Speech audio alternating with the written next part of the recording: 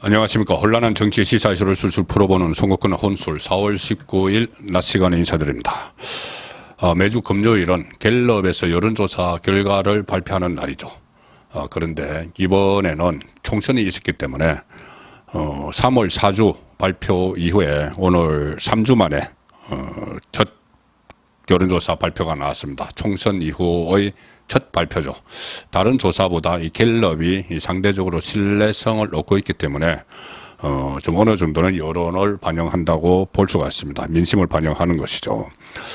이 대통령 직무수행 평가를 먼저 보면은 이 윤석열 대통령의 이 지지율이 사상 그 취임 이후 최저치로 떨어졌습니다. 그리고 또 제가 눈여겨보고 지금 설명을 드릴 것은 국민의힘 지지층이 어떻게 움직이고 있는가입니다. 윤석열 대통령에 대한 지지를 어느 정도 철회하거나 했는지, 또는 한동훈 비대위원장에 대한 평가는 다음 대통령감, 장래 정치 지도자감 조사에서 나옵니다.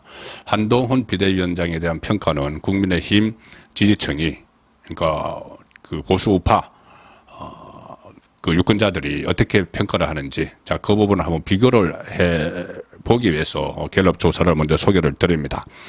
일단 윤석열 대통령 대통령으로서의 직무를 잘 수행하고 있다고 보는가, 아니면 잘못 수행하고 있다고 보는가, 긍정 부정, 여기에서 잘하고 있다 23% 나왔습니다. 갤럽 조사로 기준으로 취임 후에 최저치, 그리고 3월 3주, 그러니까 3주 전에 비해서, 그 사이에는 여론조사가 없었습니다. 3주 만에 실시가 됐는데, 그 중간에 총선이 있었죠.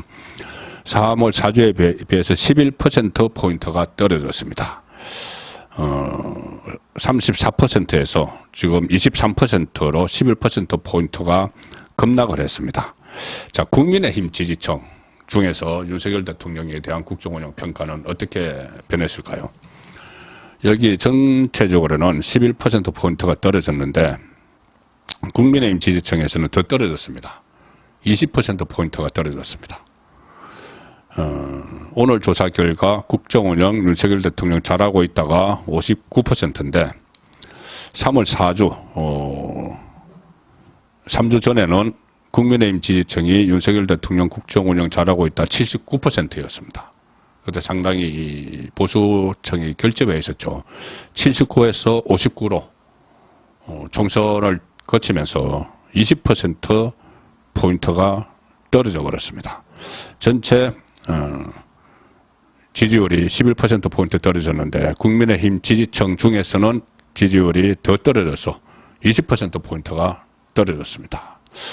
아마 총선 패배에 대한 책임을 많이 묻는 그런 상황으로 일단 보입니다. 여기서 하나 그 대통령 직무 수행 평가에서 말씀드리고 싶은 거 하나는 이겁니다.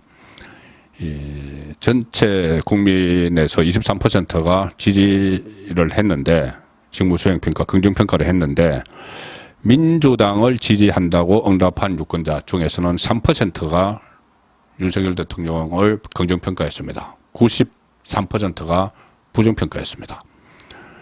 조국 혁신당 지지한다는 사람 중에서 윤석열 대통령 지지한다 1% 나왔습니다. 1%. 부정평가는 97%. 묻지마죠. 묻지마. 앞으로 지지율이 계속 더 떨어질 가능성이 있습니다. 지금까지는 조국당 지지자들은 따로 분류가 안 됐죠. 그런데 지금 조국당 지지자가 전체 1000명 중에서 138명이 표집이 됐는데, 이 중에서 1%면은 138명 중에서 1명 정도가 긍정평가를 했다고 보는 겁니다. 묻지마 반대가 지금 민주당 지지층만 있다가 조국 지지층까지 지금 끼어들었습니다. 앞으로 이 사람들은 윤석열 대통령이 어떤 성과를 내도 아마 부정평가를 하겠죠.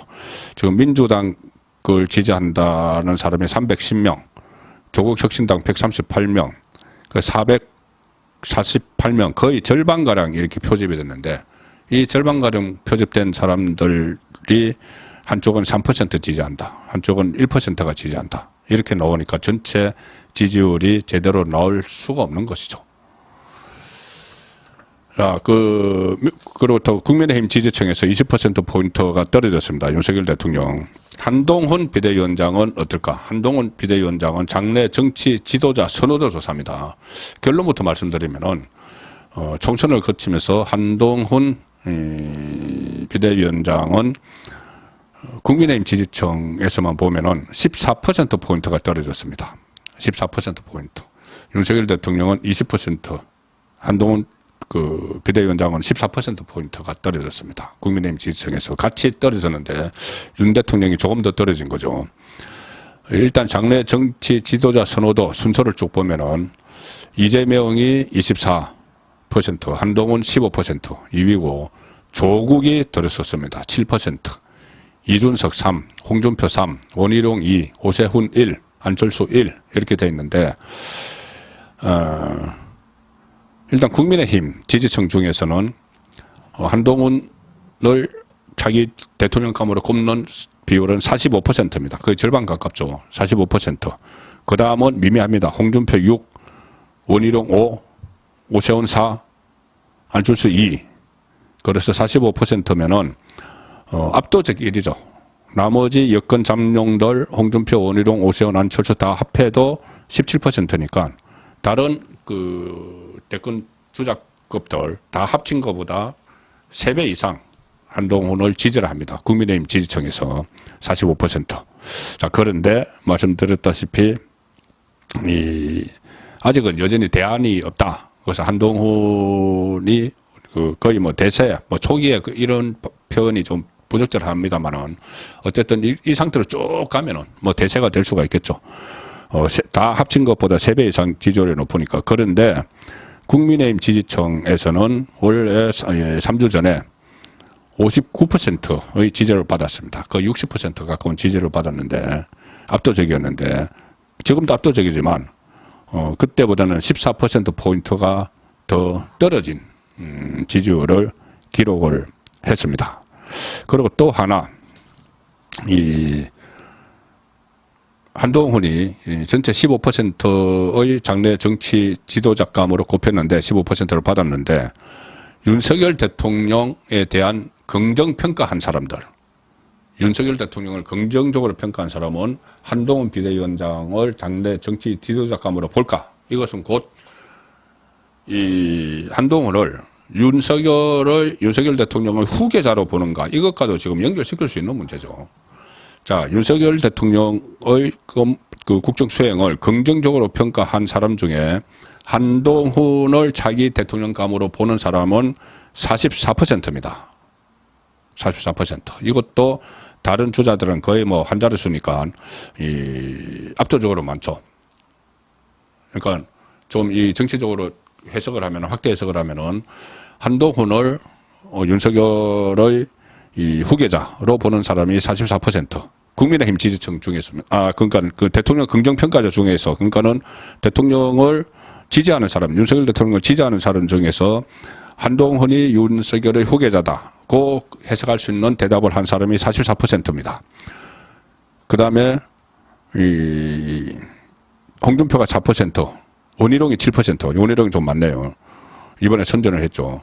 오세훈 4%, 안철수 1% 이런데 그거 다 합한 것보다 훨씬 많죠. 44%인데 다만 3월 첫째 주, 3월 첫째 주에 이 조사가 있었습니다. 3월 첫째 주 조사에서는 그때 56%였습니다. 그때는 56%가 윤석열 대통령을 긍정평가한 사람 중에서 56%가 한동훈이 다음 대통령감이다. 이렇게 봤는데 그 56%보다는 선거를 거치면서 떨어졌습니다. 44%로. 12%포인트가 떨어졌습니다. 윤석열 대통령과 좀 관계가 멀어졌다. 네, 이렇게 볼 수가 있는 대목이죠. 그리고 전체 장래 정치 지지자 선호도에서는 3월 첫째 주에 이재명은 23%였는데 여기보다 1% 약간 올랐고 이 한동훈은 24%에서 9%포인트가 떨어져서 15%, 조국은 3%에서 4%포인트로 올라갔습니다. 4%포인트가 올라갔습니다. 7%포인트를 뗐기 때문에. 그래서 일단, 선거 이후에, 국민의힘 지지층이 중요하죠. 국민의힘 지지층의 여론은, 윤석열 대통령에 대한 지지를 한 20%포인트 정도 철회를 했다. 그리고 한동훈에 대한 지지는 14% 철회를 했다. 떨어졌다. 그리고 윤석열의 후계자로 한동훈을 볼지 이 대통령 지지자 중에서는 12%포인트가 떨어졌다. 다만 여전히 이 한동훈을 장래 정치 지도자감으로 보는 국민의힘 지지층은 압도적으로 많다. 다른 다른 사람들보다 오세훈이나 원희룡, 홍준표, 안철수보다. 그리고 또 윤석열 대통령을 긍정평가하는 사람이 한동훈을 후계자로 보는 시각도 여전히 다른 이 원희룡이나 오세훈, 홍준표 등에 비해서는 압도적으로 많다. 그렇지만 그 선거 이전만은 못하다. 그렇게 정리를 해드리겠습니다. 선거권의 혼술이었습니다.